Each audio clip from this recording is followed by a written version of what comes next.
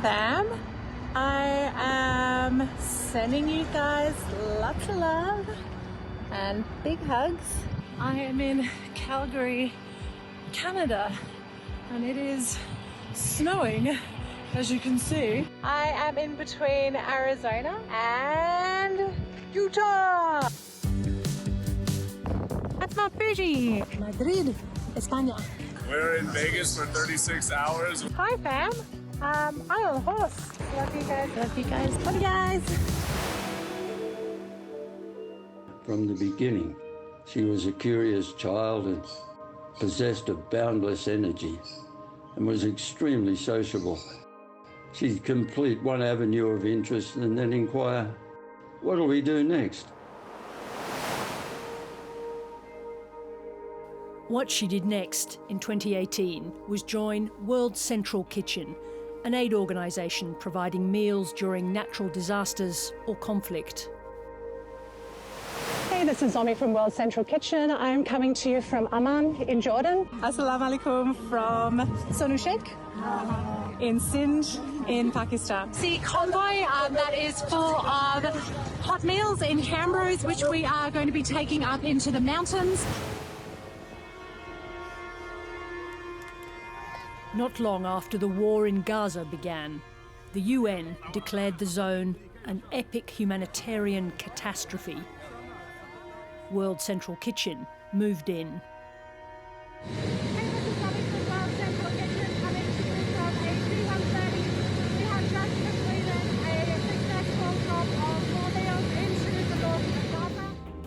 They served millions of meals to displaced Gazans. This is Zomi and Chef Olivier. We're at the Indepth kitchen and we've got the mise en place. Tell us a little bit about it, Chef Ollie. In March, World Central Kitchen built a makeshift jetty to bring food closer to people stranded in Gaza's north.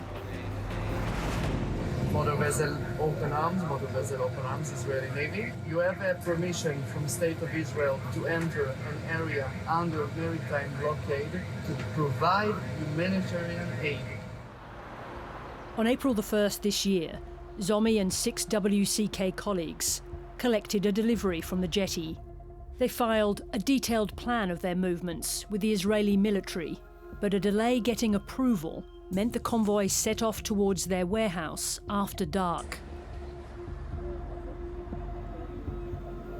Overhead, IDF drones were watching. Someone on the roof of one of the aid trucks fired a gun. The coordinating authority, the CLA, tried to reach the WCK workers by phone.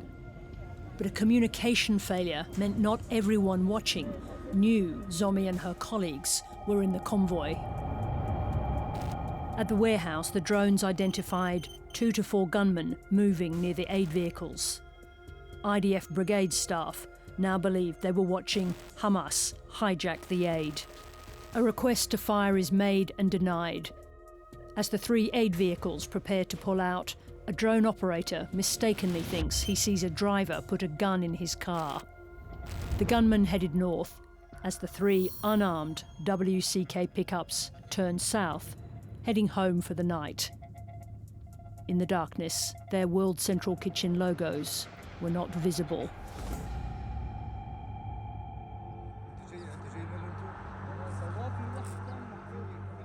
The first vehicle was struck at 11:09. At 11:11, the second vehicle was hit, in contravention of IDF rules requiring additional intelligence on enemy presence in the cars. The surviving workers had scrambled desperately into the unarmoured third vehicle. It was hit at 11:13. In 4 minutes, 7 people were dead, including Australian Zomi Frankcom. Mal Frankcom, welcome. Your sister Zomi did a very tough job. She was constantly putting herself in difficult and dangerous situations. Did you think about the danger that she was in?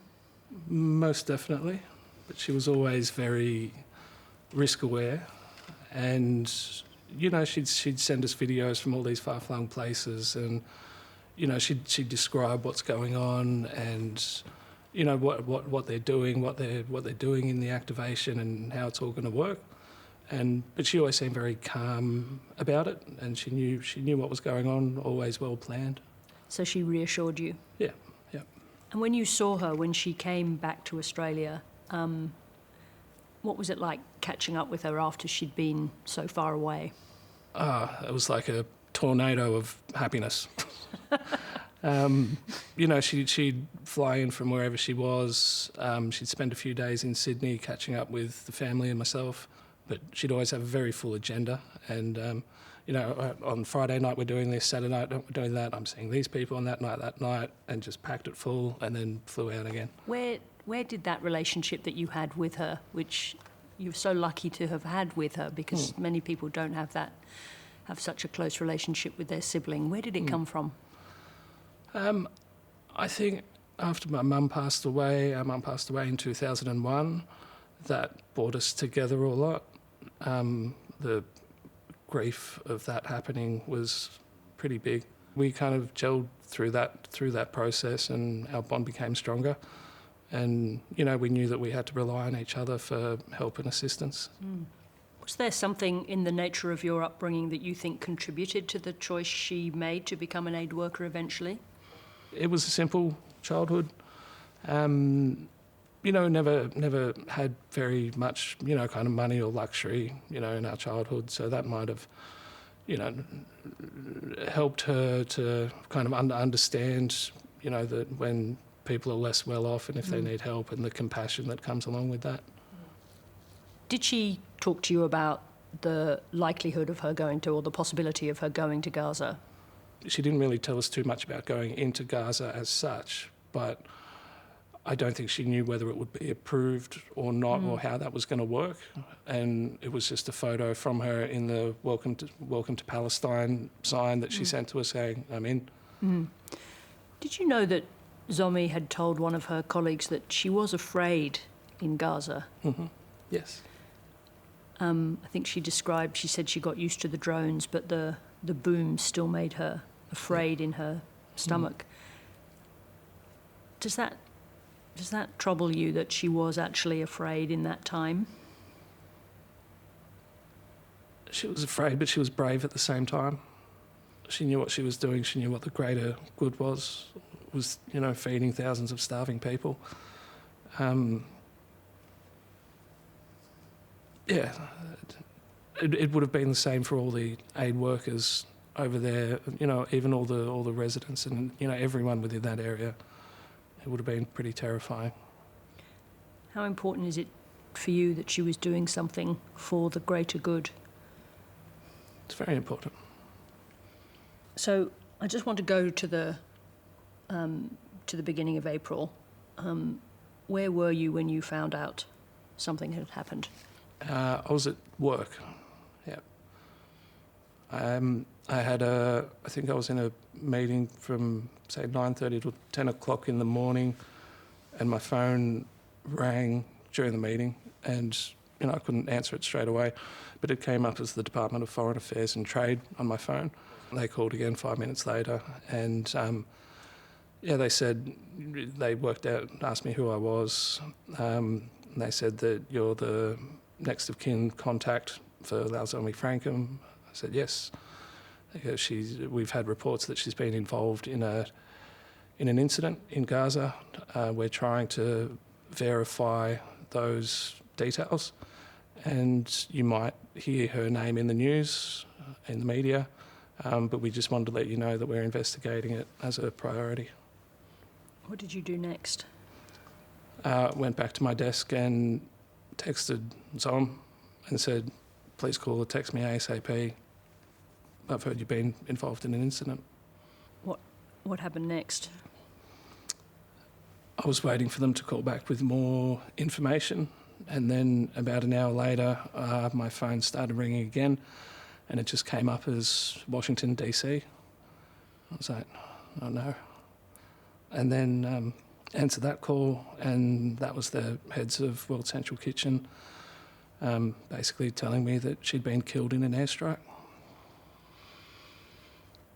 Did you have questions for them, or just absorb the news? I just absorbed the news. And what did you do next? I probably shouldn't have, but I drove home. And yeah, told my wife and family. And then my phone started ringing with different media outlets wanting to discuss it. So I just quickly tried to put together a statement. My auntie and my cousins came around and helped me out with that. And we just rushed to kind of put out a statement and also to request privacy. Did you believe it? Were you able to take it in? No, it was just surreal, no. You're obviously in profound shock. Did you start to have feelings of anger as well? No. When I was talking to my dad over in India and we were talking about it, he said one thing that always stuck in my head, which was anger is not a very helpful emotion. And, you know, anger hurts you more than it does the person you're angry at. So while there was a certain level of anger, but I wasn't letting it brew inside of me. He's wise. He's a wise man. Did anyone from the Israeli government or military or its representatives speak to you at that time? No. Or since? No. Should they have? They could have at least tried or requested to. At that time, the IDF made some decisions about the personnel. Two officers were dismissed. I think 3 were formally reprimanded. Were you satisfied with those decisions? No. I don't think killing 7 innocent people and then being dismissed from your job is sufficient. What would be sufficient? To see them go to court and to be tried and convicted and punished. I would be disappointed if it was left at purely just at their dismissal and then that's it. Now, the next thing that happened is that the Australian government organised for Air Chief Marshal Binskin to report. What were the things that stood out for you that you needed answers for? My cousin and I spoke with him for a good few hours. The one thing that stood out was the audio from the drone footage that wasn't there. I asked him about that and he said that he was told that it was in Hebrew and it wouldn't be understood, but I think they should be able to get a transcript of the audio communication in the lead up to the strike, but that wasn't there. Why is that so important to you? To know more. The motivating factor, according to the IDF, however poor the decision-making was that night, was the presence of Hamas around the convoy. It does raise the question, given how dangerous that is this a place where World Central Kitchen should have been operating? I've been told that they ticked all of the security boxes, they coordinated closely, they got the green light, they waited for, through all the checkpoints to get all the approvals, they coordinated closely with the CLA in the humanitarian aid corridor on the coast. I've been told that NGOs don't need to, coordinate directly with the CLA, they just need to advise them of their movements and that's it. But, World Central Kitchen went above that, just to make sure that everything was done in a coordinated fashion. When it happened, as is the case with an event like this, the pictures of the vehicles appear on the news. Did you ever see those pictures? Yes. There was at least 3 weeks to a month where I didn't want to go near any media or read anything. I think it took, kind of 5 or 6 weeks before, I started, having a look at some of the news articles from the weeks prior and things like that. And yeah, it made me think about it more, and the details around how it happened with the successive strikes. Yeah, it was horrific. Do you know which vehicle Zomi was in? Not definitively. It's assumed that she was in the final unarmoured vehicle. An enormous question that hangs over the decision to strike not once, not twice, but 3 times. I want to come back and talk about Zomi. You'll be talking about her to your children for a long time. Yeah. As they get older, what will you tell them about her? What an inspiration she was, how brave and courageous she was, and she loved fiercely, and never took no for an answer, and was just endlessly curious. Will you be a bit lonely without her? Definitely. It'll take time to get used to it. Thank you very much for talking to us. Thank you, Sarah. Thank you. Thank you. 7:30 understands the Israeli Defence Force claims operational security over the crucial audio of the drone footage. That audio will be part of the decision on whether a prosecution proceeds.